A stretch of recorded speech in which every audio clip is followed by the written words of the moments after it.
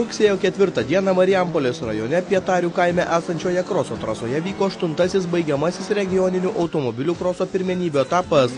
Į paskutinį etapą susirinko nemažas būrys sportininkų, iš kurių dauguma tie, kuriems paskutinėme etape iškovoti taškai turėjo atnešti pergalę galutinėje sezono įskaitoje. Varžybų dalyviai prie starto stojo tokiose klasėse D1600, D1600 Junior, D2000, Bagi RVD ir AVD, VAZ Klasika Open ir T2 5000 klasėse. Jau nuo varžybų pradžios trasoje virė aistros, netrūko kontaktinių dvikovų bei noro užimti kuo aukštesnę poziciją. Sekasi, manau, kad pakankamai gerai, nes šį visą sezoną nelenktyniavau ir tai man yra pirmos varžybos šį sezoną, todėl aš galvoju, kad rezultatas pakankamai geras, o kaip bus matyti po finalų, kaip baigsis. Už kokį klubą jūs važiuojate, atstovaujate? Už Sūduvą. Marijampolės visi lenktynininkai susivienė į vieną klubą Sūduvą. Mane nuo vaikystės tėtis veždavosi į varžybas ir mane sudomino lyg ir tos automobilių varžybos, nors visi galvoja, kad lyg ir tėtis paskatino, lyg ir pasodino už automobilio vairo, bet tai buvo mano pasirinkimas ir aš pati paprašiau tėčio, kad gal galime nuvažiuoti, kad nors į trasą ir aš noriu pabandyti pavažiuoti. Ar dar konkurenčių merginų yra šiame sporte? Šiandien būtent ne, bet šiaip dar yra viena panelė, kuri irgi lenktyniauja, tai Gabrielė tokia.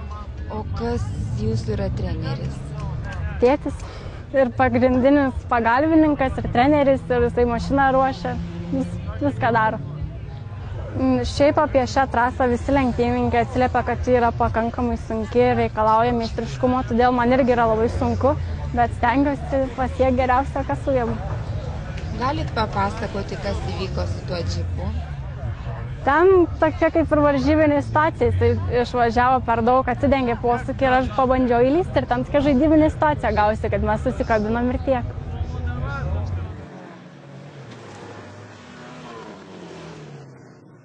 Labai daug konkurentų, kaip kitose autokrosiuose būna labai mažai susirinkę, šiuose labai daug, tai labai pagirtina. Labai daug duobių, gan sudėtinga, yra biškė asfalto dangos ir žvyro. Taip įdomiai.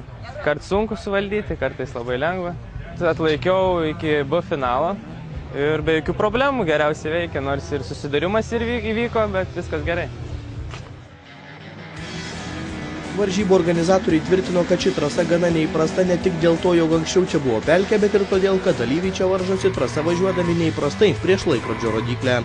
Deja, prieš startą viltis nugalėti puoselėjusiai merginai Aistei Sinkevičiūtei šį kartą nepasisekė. Vos atsistojus prie starto linijos viename išvažiavimų pabiro merginos pilotuojamo bolido greičių dėžė.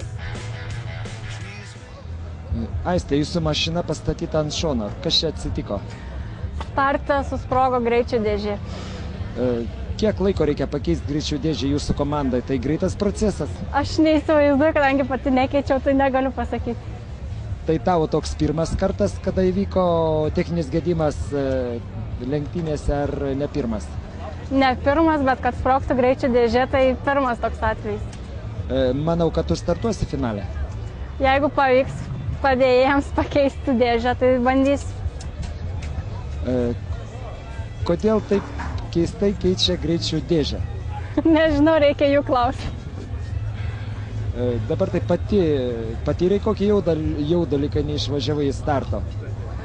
Patyriau tik nusivylimą, nes labai norėjau pravažiuoti, o neišėjo, technika neleido. Na, manau, tavo gyvenime bus dar daug startų, todėl nereikia nusivilti. Bus matyti. Trūko dėžė, nu ką darysi, dabar man vyrai mechanikai, kurie tikrai šaunūs, nors čia ne marijampoliečiai, čia yra žmonės iš Panevėžio, iš Kauno, kurie dirba dabar prie mašinos, jie ją pataisys ir jinai vėl startuos. Ką jūs galite pasakyti apie trasą? Palyginti su kitom trasomis, gal kokių ypatumų turi jūsų trasa? Pagal regiono taurės ypatumus visos trasos eina prieš laikrodžio rodyklę. Žemaitijoje, Aukštaitijoje eina mašinos važiuoja prieš laikrodžio rodyklę. Jiems čia atvažiavus iš kito regiono nebūdinga važiuoti pagal laikrodžio rodyklę. Mes pripratę važiuoti pagal laikrodžio rodyklę. Čempionatai visi vyksta Lietuvoje pagal laikrodžio rodyklę, o čia priešingai.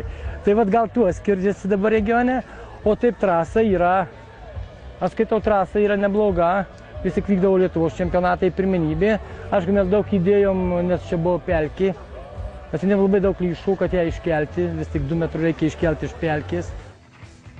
Klasėje D1600 junior beveik viskas aišku buvo dar prieš paskutinį etapą. Visą sezoną stabiliai važiavusiam Domui Vercinskui 8-osios varžybose buvo formalumas, jam reikėjo iškovoti bent keletą taškų. Tačiau ir paskutinį etapą sportininkas laimėjo be didesnio vargo, taip užsitikrindamas vienvaldžio lyderio poziciją. Staigmeną pateikė Martynas Pikčilingis, netikėtai finišavęs antras, tačiau tai bendroje įskaitoje jam nepadėjo prasimušti į prizininkų trejetą. Po Domo Vercinsko bendroje sezono įskaitoje antras liko Egidijus Topelis, trečias Lukas Pocius. D1600 klasėje jau senai nugalėtojo laurus užsitikrinęs buvo Giedrius Stonys, sezono įskaitoje nuo artimiausio varžovo atsiplėšęs net 31 taškų. Marijampolėje iškovota antroji vieta kitam sportininkui Karoliui Motuzui nepadėjo pakilti į antrą vietą viso sezono įskaitoje. Antras galutinėje rikiuotėje atsidūrė Andrius Grigalauskas. D2000 klasėje šį sezoną karaliavo golf automobiliai. Visas prizininkų trejetas vairavo būtent šios markės automobilius. Po įnirtingos kovos Marijampolėje finišavęs 5. sezono įskaitoje auksą iškovojo Egidijus Mažeika. Jam ant kulnų lipęs Marius Zaramba Marijampolėje finišavo antras. Tokia pat pozicija sportininkui teko tenkintis ir sezono rikiuotėje. Trečioji bronzinė vieta atiteko Evaldui Gaudiešiui. Šiaip mano užvažiavime gal taip ir normaliai buvo. Nes pirmajam užvažiavime ir lyderis pats greičiausias laiką, kuris parodo pirmam užvažiavime. O antram užvažiavime jau po dūmus, kai išmėtų, tos jėgos tolygius tos dienos. Teko girdėti, kad taranuoji, ar tai tiesa ar ne? Šiandien taip išėjo, kad susikibam, bet sport tame ir yra, vos ir mašina visą, lygios vietos nėra, vieną dieną aš užkliūnu, kitą dieną mane užkliūnu. Jūs pasirinkė golf markės automobilį ir čia yra, žiūriu, dauguma. Kodėl šitas automobilis būtent, kodėl tu su juo važiuoji? Šiaip galiu pasakyti, kad ir atsirėmė ir į mašinos išlaikymą. Ne taip brangiai kainuoja. Jau tas Golfux, kai toks modelis, jau gatvėm jisai nuvažinėjęs ir detalių pigiau būtų yra galima nupirkti. Ir tą mašiną ir gana iš kaip pasakyti, tvirtesnių. Po varžybų pats guli po automobiliu ar padeda kas nors? Pats visada darau. Kas tavo rėmėjai, padėjai, treneris? Rėmėjus, ir grindų atnaujintojas. Kiek įmanoma pagelbų. Vis lengviau. Už kokį klubą važiuoji? Už Telšių klubą važiuoju Mega Motorsport. Kaip pasakyti, būna viską. Būna ir padeda, būna ir iš tavų. Kompromisai ieškau. Nes šiemet pirmą kartą važiuoju už šitą klubą, anksčiau važiavau už Vilkyčių klubą.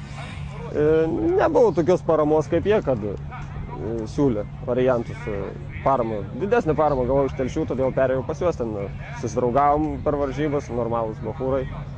Ir perėjau jų klubą. Telšiuose daug autokrosininkų? Netgi 3 klubai, jeigu neklystu.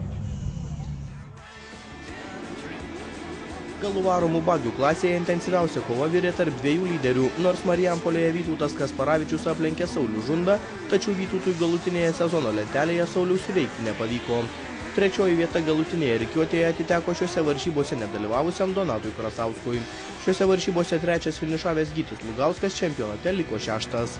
Visais varomaisiais ratais besivaržančių bagių įskaitoje be konkurencijos varžybose nugalėjo Vilintas Kuras, tačiau sezono rikiuotėje sportininkui atiteko 3 vieta. Kitose etapuose lenktynininkas nedalyvavo. Mūsų automobilis yra varomas 4 ratais, kai visų priešininkų yra varomi galinešimi, mūsų yra 4 varomi. Tai yra didelis pranašumas starti ir iš po posūkio. Ant tiesiosiuose mes esame lygius su visais kitais. Kaip vertini šios dienos konkurentus? Jie gana stiprus yra, nes jie važiuoja Lietuvos pirmenybėse. Tai yra aukščiausia lyga, kur galima su bagiais važiuoti Lietuvoje. Gana patyrę, ne pirmus metus visi važiuoja, tik aš naujokas.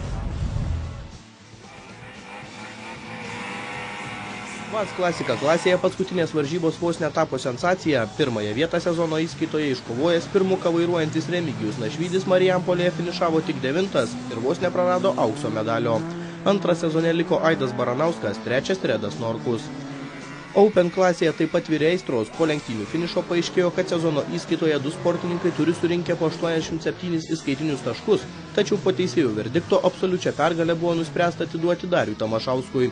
Apmaudo neslėpė antruoju likęs Edas Kazlauskas, trečiąją vietą iškovojo BMW 330 vairavęs Andrius Lugauskas. Uazikų klasėje varžėsi vos 2 dalyviai – Algimantas Glikas ir Aurelijus Zorskis. Tiek varžybose, tiek galutinėje sezono rikiuotėje Aurelijui teko pripažinti Algimanto pranašumą. Komandinėje įskaitoje šiemet geriausiai sekėsi asociacijos bolid sportininkams. Jie surinkė 324 taškus per sezoną užsitikrino pajėgiausio pirmenybėse dalyvaujančio klubo vardą.